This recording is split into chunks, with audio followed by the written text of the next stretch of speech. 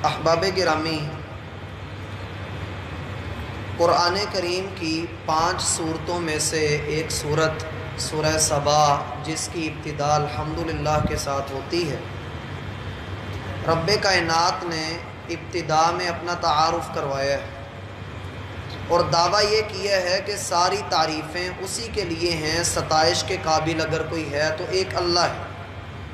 اور کسی کی تعریف اس کی خوبی کی بنا پر کی جاتی ہے۔ تو ہم دیکھتے ہیں کائنات کے اندر جتنی بھی خوبیاں موجود ہیں وہ ساری کی ساری اللہ رب العالمین کی طرف سے عطا کرتا ہے۔ اس لیے فرمایا کہ لہو ما فی السماوات و ما فی الارض، جو کچھ بھی زمین و آسمان میں ہے وہ سارا اسی کا ہے۔ وَلَهُ الْحَمْدُ فِي الْآخِرَةِ، دنیا میں تم کسی اور کے گن گاتے ہو تو گاؤ، لیکن اصل چیز تو اللہ رب العالمین کے ساتھ ہی ہے کہ اس کے لیے آخرت میں جب تم پیش کیے جاؤ گے تو تب تم خود اس کے لیے تعریف کرو گے۔ اس لیے پہچان لو کہ وہ رب بڑی حکمتوں والا ہے، بڑا باخبر۔ ہماری کل کی بات اس انتہا تک پہنچی تھی کہ اللہ رب العالمین بڑا حکمت والا ہے، بڑا باخبر۔ ان دونوں صفات کو اگر ملایا جائے تو یہ معنی بنتا ہے کہ اس کی حکمت ایسی ہے کہ وہ باخبر ہونے کے بعد بھی اپنی حکمت کے تحت اپنے بندوں کو ان کے گناہوں پر، ان کی غلطیوں پر فوراً سزا نہیں دیتا ہے۔ اسی بات کی آگے وضاحت آ رہی ہے۔ اللہ فرماتے ہیں یعلم ما یلج فی الارض، اللہ اس بات کو بڑے اچھے سے جانتا ہے جو کچھ زمین میں دفن کیا جاتا ہے، جو زمین میں داخل ہوتا ہے، اللہ اس بات کو بڑی اچھی طرح سے جانتا ہے۔ کسان کا کام یہ ہے، عام انسان کا کام یہ ہے کہ اپنا دانہ، اپنا بیج وہ زمین کے اوپر بکھیر کر کے چلا جاتا ہے، یا کوئی بہت بھی محنت کرے تو زمین میں اسے دبا دیتا ہے۔ عام طور پہ انسان جو ہیں یہ اپنے مرنے والوں کو زمین کے اندر دفن کر دیتے ہیں۔ اللہ رب العالمین فرماتے ہیں یعلم ما یلج،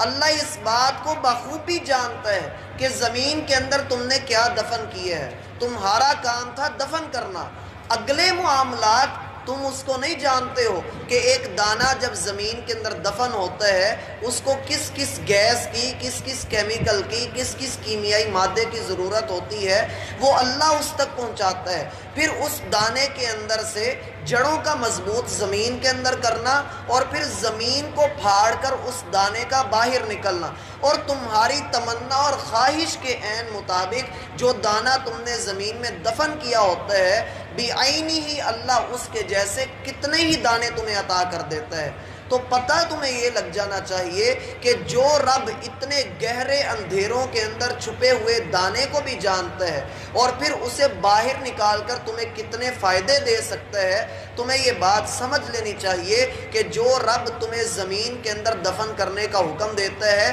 وہ اس بات پر بھی قادر ہے کہ تمہارے اندر کے جو قبر کے معاملات ہیں وہ محمد الرسول اللہ کی زبانی تمہیں سنوا دے۔ جیسا کہ رسول اللہ صلی اللہ علیہ وسلم نے ہمیں خبر دی ہے کہ ابن آدم قبر کے اندر داخل کیا جاتا ہے، اگر وہ نیک ہوتا ہے تو اس کے ساتھ یہ معاملات ہوتے ہیں، اور اگر وہ بدبخت ہوتا ہے تو اس کے ساتھ یہ معاملات ہوتے ہیں۔ اور بسا اوقات دنیا کے اندر بھی اللہ ایسی کئی چیزیں ظاہر کر دیتے ہیں جن کو دیکھ کر بندے کو پتہ لگ جاتا ہے کہ زمین کے اندر کے جو حالات ہیں ان کا حقیقی علم اللہ ہی کے پاس ہے۔ جیسے کہ کئی گنہگار لوگوں کی قبروں میں سے آگ کے شعلے نکلتے ہوئے جو ہے وہ نظر آتے ہیں، کئیوں کی قبروں میں سے بدبو آتی ہے، اور کئیوں کو ہم دیکھتے ہیں کہ جب ان کی لاش بسا اوقات واضح ہوتی ہے یا قبر گرتی ہے تو اندر سے یہ محسوس ہوتا ہے کہ خوشبو آ رہی ہے، یا اللہ رب العالمین ان کے کفن کو سلامت رکھتے ہیں، ان کے جسم کو سلامت رکھتے ہیں۔ تو یہ اس بات کی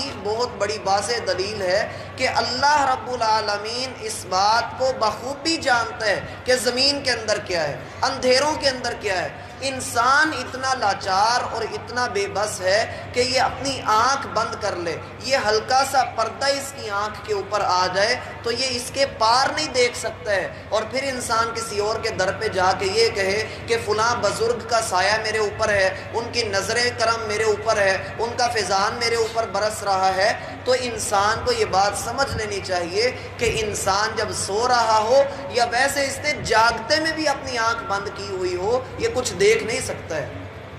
اس لیے کہا کہ یعلم ما یلج فی الارض، زمین کے اندھیروں کے اندر جو کچھ چھپا ہوا ہے وہ ایک اللہ جانتا ہے۔ پھر اس میں مزید غور کریں تو یہ بات بھی سمجھ میں آتی ہے کہ دنیا جتنی مرضی ٹیکنالوجی لے آئے، وہ اپنی آنکھ کے ذریعے زمین کے پار نہیں دیکھ سکتا جب تک وہ اپنی ٹیکنالوجی کا سہارا نہ لے لے۔ اللہ کو اس بات کا علم ہے کہ کہاں پر گیس کے ذخائر ہیں، کہاں تیل کے دفینے ہیں، کہاں پر اللہ رب العالمین نے معدنیات کو دفن کیا ہوا ہے، یہ اللہ کے پاس علم ہے۔ تم جو نکالتے ہو وہ تو تم ٹیوے لگا لگا کر، تکے لگا لگا کر اپنی ٹیکنالوجی کی بیس پر لگاتے ہو، لیکن جو حقیقی حاکم ہے اس کو ان سارے وسائل کی ضرورت نہیں، وہ کسی کا محتاج نہیں۔ یعلم ما یلج فی الارض، زمین کے اندر جو کچھ بھی داخل ہوتا ہے وہ اسے بڑے اچھے سے جانتا ہے۔ وما یخرج منہا، اور جو زمین سے باہر نکلتا ہے اللہ اس کو بھی بڑے اچھے سے جانتا ہے۔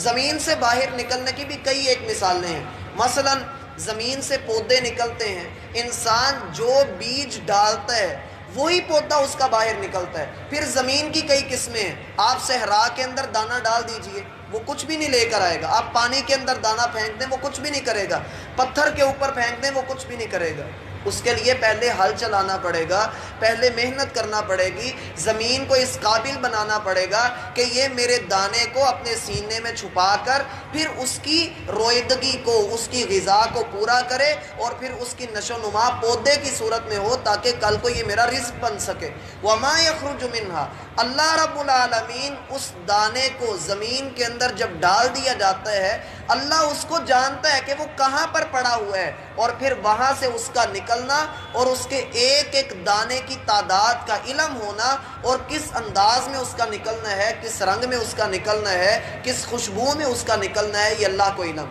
انسان کو علم نہیں۔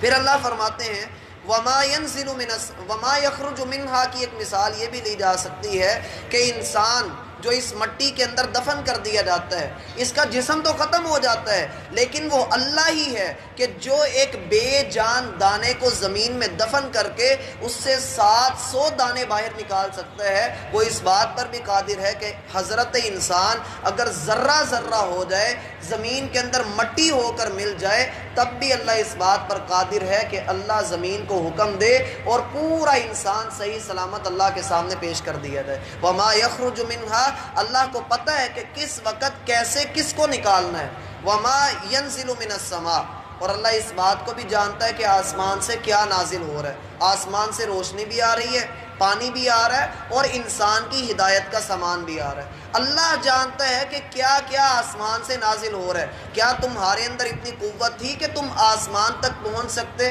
اور وہاں سے پانی لے کر آ سکتے؟ کبھی بھی نہیں۔ اللہ اس بات پر قادر ہے، وہ حکمت والا ہے، باخبر ہے، اسے انسانوں کی ضروریات کا علم ہے، اس لیے اس نے آسمان سے تمہارے لیے پانی نازل کیا، ہدایت کا سامان نازل کیا۔ وما یعرج فیہا، اور جو کچھ آسمان کی طرف چڑھتا ہے اللہ اس کو بھی جانتا ہے۔ چڑھتا کیا کیا ہے؟ اللہ رب العالمین نے پہلے تو سورج کی روشنی کے اندر یہ پاور رکھی ہے، یہ پانی کو بخارات بنا کر اوپر اڑا لیتا ہے، جو بادلوں کے اندر بھرے جاتے ہیں، پھر جہاں پر اللہ ان کو چاہتے ہیں اللہ ان کو برسا دیتے ہیں۔ اور اس کی مثال اللہ فرماتے ہیں وَالْبَلَدُ الطَّيِّبُ يَخْرُجُ نَبَاتُهُ بِإِذْنِ رَبِّهِ، جو پاکیزہ زمین ہوتی ہے وہ اللہ کے حکم سے جب اس کے اوپر پانی برستا ہے وہ اپنے خزانے باہر نکال دیتی ہے۔ وَالَّذِي خَبُثَ لَا يَخْرُجُ إِلَّا نَكِدًا، اور جو بری زمین ہوتی ہے، جو کھیتی باڑی کے قابل نہیں ہوتی ہے، اس زمین میں سے سوائے جھاڑ پھونس کے اور کچھ بھی نہیں نکلتا ہے۔ آپ جتنا مرضی اس کے اوپر دانہ گراتے رہیے، جو مرضی اس کے لیے کرتے رہیے، جب تک وہ اس قابل نہیں ہوگی تب تک اس میں سے کچھ بھی نہیں نکلے گا۔ کہا وما یعرج فیہا، جو کچھ آسمان کی طرف چڑھتا ہے، ایک تو یہ پانی کی مثال ہے کہ پانی آسمان کی طرف چڑھتا ہے، دوسرا انسانوں کے اعمال اللہ کی طرف چڑھتے ہیں، تیسرا انسانوں کی روحیں اللہ کی طرف چڑھتی ہیں۔ جب بھی کوئی بندہ فوت ہوتا ہے تو اس کی روح سب سے پہلے آسمان کی طرف اٹھتی ہے۔ یہ ساری مثالیں بیان کرنے کے بعد اللہ فرماتے ہیں وَهُوَ الرَّحِيمُ۔ یہ یہاں پر بنتی نہیں ہے مثال، لیکن اللہ نے کیوں کہی؟ اس لیے کہی کہ پیچھے ابھی اللہ کے علم کا ذکر ہوا ہے، یہاں پر ہونا چاہیے تھا وَهُوَ الْعَلِيمُ، کہ اللہ وہی علم والا ہے، وہی زیادہ جاننے والا ہے، لیکن ایسا نہیں ہے۔ اصل چیز یہ ہے کہ حضرت انسان شرک کے معاملے میں، توحید کے معاملے میں جگہ جگہ پر ٹھوکر کھا جاتا ہے، اس لیے یہاں پر لازم ہوا کہ رحیم ذکر کیا جائے۔ کس وجہ سے؟ کہ اللہ رب العالمین اپنا علم بیان کرتے ہوئے فرما رہے ہیں کہ جو کچھ بھی ہوتا ہے، جیسا ہم نے سورہ لقمان میں پڑھا تھا کہ رائی کے دانے کے برابر بھی اگر آپ کوئی عمل کرتے ہیں تو اللہ اس کو بھی آپ کے سامنے لا کر رکھ دے گا۔ اب زمین کے اندر کچھ دفن کرو یا زمین سے جو کچھ بھی باہر نکلے، آسمان سے کچھ نیچے آئے یا نیچے سے اوپر آسمان کی طرف جائے، جو کچھ بھی ہوتا ہے یہ ذہن میں رکھو کہ اللہ اس کو بڑے اچھے سے جانتا ہے، وہ اللہ کے علم میں ہے۔ اللہ تمہاری حرکتوں کو بھی جانتا ہے کہ تمہارے کون کون سے عمل اللہ کے سامنے پیش ہو رہے ہیں، تم گہرائیوں کے اندر چھپ کر، پردوں کے اندر جا کر کون کون سا عمل کر رہے ہو،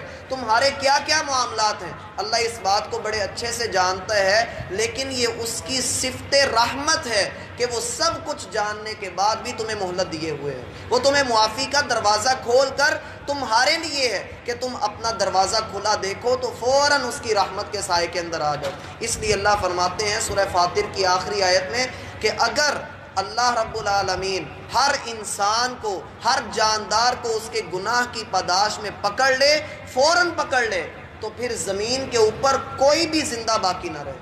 فَإِذَا جَاءَ أَجَلُهُمْ، جب وقت آ جاتا ہے، جب پکڑ کا وقت آ جاتا ہے تو پھر اللہ رب العالمین موقع نہیں دیتے ہیں، لیکن جب تک پکڑ نہیں ہوئی تو سمجھ لیجئے کہ موقع ہی موقع ہے، مہلت ہی مہلت ہے، اور یہ مہلت اللہ کی رحمت ہے۔ وَهُوَ الرَّحِيمُ، وہ بڑا رحیم ہے، الغفور، بڑا بخشنے والا ہے کہ اگرچہ تم نے گناہ کیے ہیں، ایون کہ بندہ شرک بھی کر لے لیکن آ کر اللہ کے سامنے توبہ کر لے، اللہ اس کے شرک کو بھی معاف کر دیتے ہیں۔ اصل چیز یہ ہے کہ بندہ رحمت کو پہچانے۔ فَسَأَكْتُبُهَا لِلَّذِينَ يَتَّقُونَ وَيُؤْتُونَ الزَّكَاةَ، اللہ فرماتے ہیں میری رحمت کا بڑا حصہ ان لوگوں کے لیے ہے جو مجھ سے ڈر گئے اور اپنے مالوں میں سے زکوٰۃ ادا کرنے لگ گئے۔ تو اصل چیز یہ ہے کہ انسان اللہ کی رحمت کو پہچانے۔ اللہ رب العالمین بندے کو معاف کرنے والا ہے، علم ہونے کے بعد بھی اللہ کبھی بندے کو تانا نہیں دیتا، اس لیے بندے کو سمجھ لینا چاہیے اور اللہ کی رحمت کے اندر اپنے آپ کو لے لینا چاہیے۔ اللہ ہمیں سمجھنے